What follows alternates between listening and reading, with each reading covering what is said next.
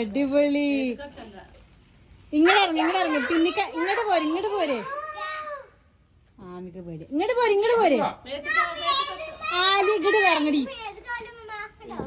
ആ ചോപ്പ് വലിയ സുഖല്ല കേട്ടോ. ഇല്ല അത് പകുതിയതാവുള്ളത് പോയി. ആലിയ ഓനത് കൊല്ലണം കൊണ്ടോണ്ട അതിന് ഇത് നോക്കത്താവണ്ട.